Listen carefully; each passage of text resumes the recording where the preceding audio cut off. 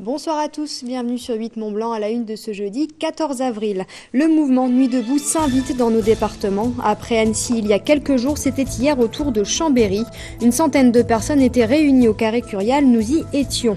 Nous verrons le dernier épisode de notre série consacrée au Mountain Store. Leur marque de fabrique, l'innovation bon marché, ce qui ne plaît pas à tout le monde. Nous parlerons également innovation, mais côté suisse avec le Salon des Inventions de Genève. Vous le verrez, là aussi, certains ne manquent pas d'idées pour innover.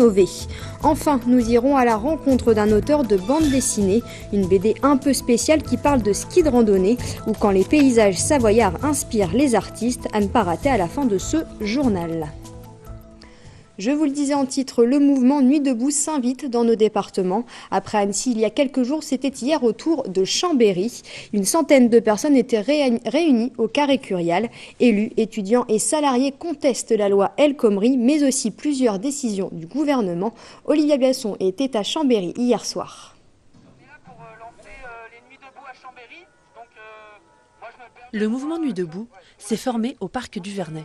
Et même si la pluie a eu raison de l'organisation, leur motivation est restée intacte. Leur but, se réapproprier la parole et l'espace public. D'abord créé pour protester contre la loi travail, le concept a pris une toute autre direction.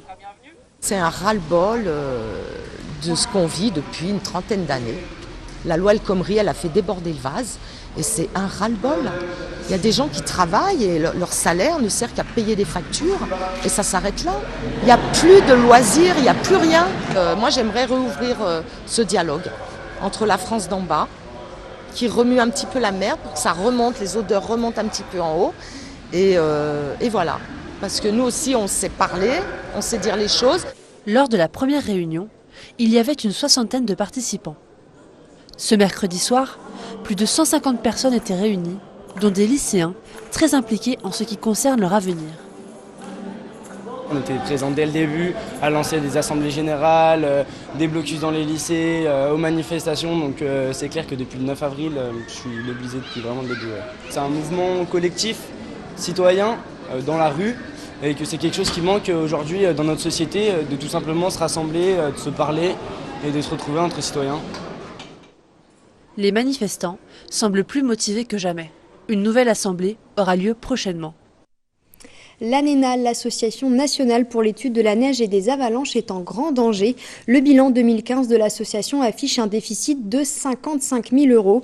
Malgré une aide du ministère de l'Intérieur, les baisses de subventions enfoncent la structure. Elle a d'ailleurs lancé via son compte Facebook un appel aux dons pour éviter un dépôt de bilan.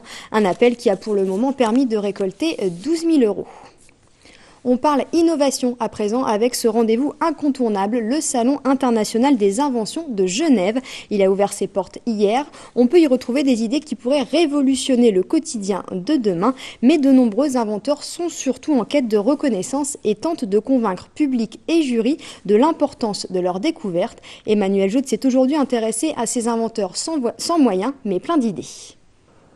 Pour sa 44e édition, le Salon international des inventions de Genève a réuni plus de 1000 innovations provenant de plus de 40 pays.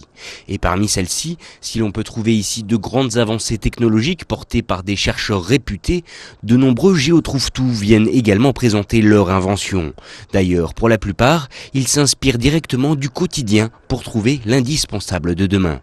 L'idea di questa invenzione è venuta. L'idée d'une selle de vélo rectangulaire m'est venue car j'en avais marre d'avoir mal aux fesses lors de mes sorties. J'en suis venu à la conclusion qu'il fallait une assise plus large et complètement droite pour se sentir à l'aise. Ça a marché pour moi, alors je suis convaincu que ça peut convenir à tous ceux qui ressentent des douleurs quand ils font du vélo. E allora ho pensato di farlo più delicato mettendoci delle molle. Mais que l'on soit sportif ou pas, l'idée récurrente de tous ces inventeurs, c'est bien sûr la simplification de la vie de tous les jours. Et là encore, cela peut prendre de nombreuses formes. On a toujours du mal à sortir la saleté de poils. Et pour ça, nous avons dit, ça c'était l'idée principale, une brosse sans poils pour avoir moins d'espace pour les salissures, pour rester accrochés dans notre brosse. Comme ça, c'est du silicone, ça rentre partout. même dans le vase, dans le petit flûte de champagne et tout ça. Et comme ça c'est en silicone, ça résiste à une très très haute chaleur, à 240 degrés, c'est-à-dire ça me permet aussi de nettoyer des poêles par exemple. Si la plupart de ces innovations peuvent surprendre, le plus étonnant reste encore et toujours la créativité de l'esprit humain qui s'attaque véritablement à tous les aspects de la vie quotidienne.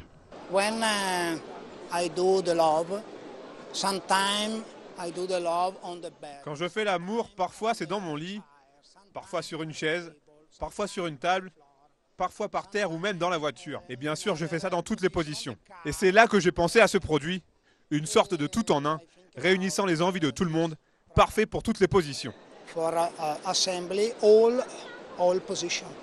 Ouvert jusqu'à ce samedi, le plus grand rassemblement d'inventions au monde a donc encore de nombreux défis à relever.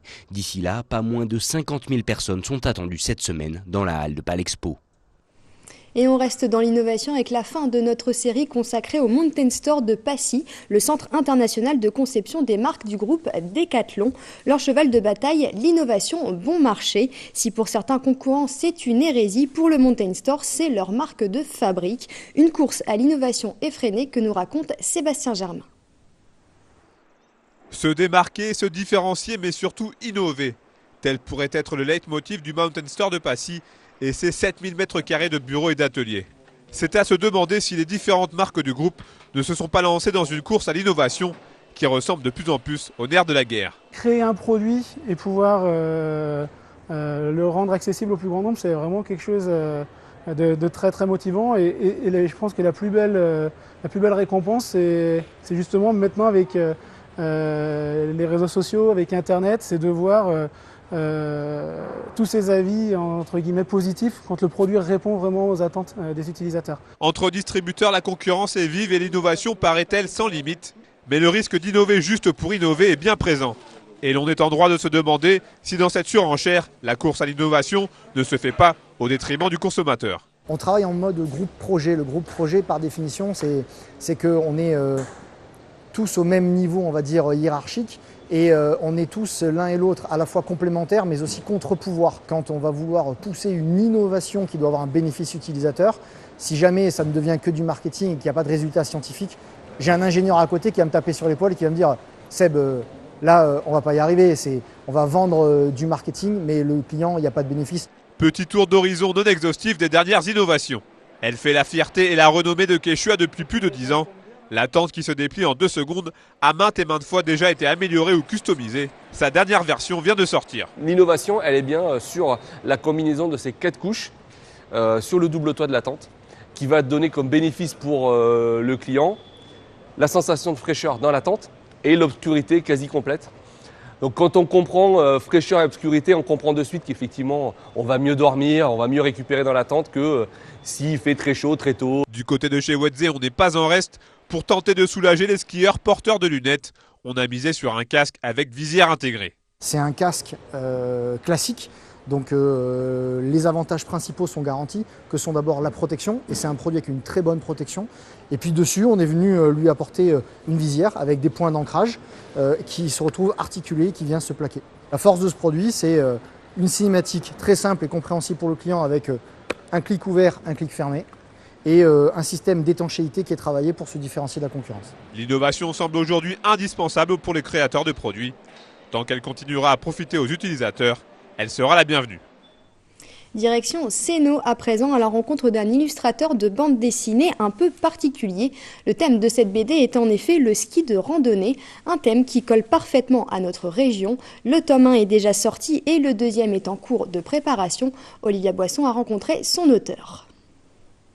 Philippe Kien prépare le deuxième tome de sa bande dessinée, consacrée au ski de randonnée. 2 passions réunies en une seule et même création. J'ai arrêté la compétition, je me suis mis dans un club de ski de rando de Craon-Givrier. Et là, j'ai eu la révélation de caractère et c'est là que j'ai puisé une partie de mes gags. Sportif chevronné, Philippe Kien a participé à des compétitions telles que la Pierramenta ou l'Ultra Trail du Mont Blanc. Plus tard, il découvrira sa passion pour le dessin. Les enfants dessinaient sur la table et je me suis mis à dessiner avec eux.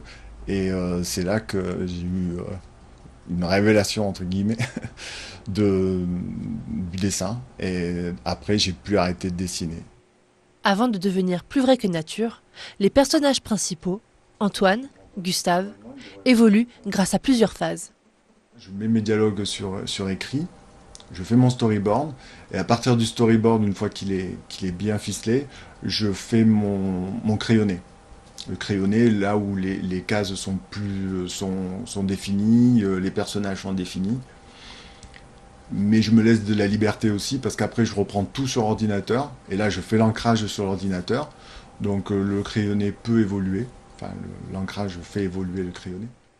Si l'artiste concrétise ses envies, il souhaite aussi mettre en valeur son sport de prédilection. J'aimerais bien qu'un jour il soit reconnu comme sport olympique, ça serait pas mal. Donc peut-être à travers cette bande dessinée, ça fait connaître encore plus le ski de rando.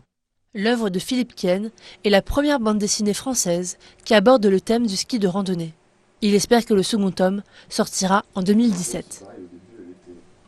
Un mot de sport, on l'a appris hier, le Hockey Club Morzine Avoria-Léger va se rapprocher du Chamonix Hockey Club dès la prochaine saison de Ligue Magnus. Les statuts du nouveau club ont été déposés au tribunal de commerce d'Annecy. Cette fusion fait suite aux nouvelles exigences de la fédération de hockey et de la nouvelle formule du championnat. Les Pingouins et les Chamois ont donc décidé de se réunir pour former un seul et grand club au Savoyard. On termine ce journal avec un peu de musique. La station de Tignes a lancé la saison des festivals et ce n'est pas moins que l'équipe des Francopholies de La Rochelle qui a sélectionné les artistes.